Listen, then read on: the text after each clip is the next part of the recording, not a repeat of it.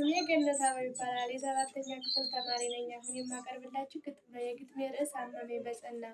የወላጅ ቀን ተብሎ ሲነገረኝ ገና እኔን አመመኝ አመመኝ በጸና። የወላጆች ቀንም ይኸው ደረሰና ወላጅም ተጠርቶ በደንቡ መጣና ውጤት ስንት ነው ብሎ ሲጠይቀኝ ምን ብዬ ልንገረው? በጣም አሳፈረኝ ወላጅን ለማየት አንደበት አነሰኝ። ደፍሮ ለመናገር ቃላትም አጠረኝ።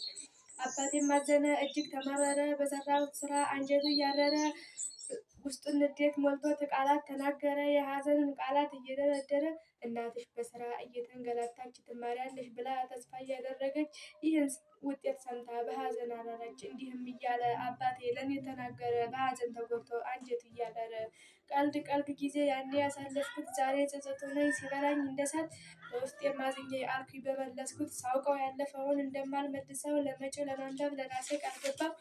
ምንም አይጠቅመኝም ላለፈው መጸጸት ካለፈው የሚማር ይሄ ነው ሰው ማለት።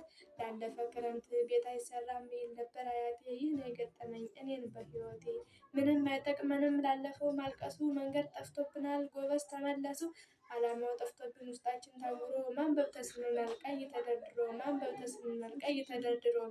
በየጓደኛ ቤት በየጠላ ቤቱ ከመዋል ሲዞሩ ጠንክሮ ማጥናት ነው ይህ ነው ቁም ነገሩ። አልባሌ ነገር አናስብ በፍጹም ኋላ ቀር ያደርጋል ማንንም አይጠቅም። ወገን እንመለስ ሁሉንም ትተን በጣም እናስደስት እናያታችንን። ጠንክረን አንብበን ውጤት ስንሰራ ጠንክረን አንብበን ሲኖረን እፎይታ። ያኔ ነበር እኮ የእናት አባት ደስታ ቤቱም ይታጀባል በሳቅ በጨዋታ።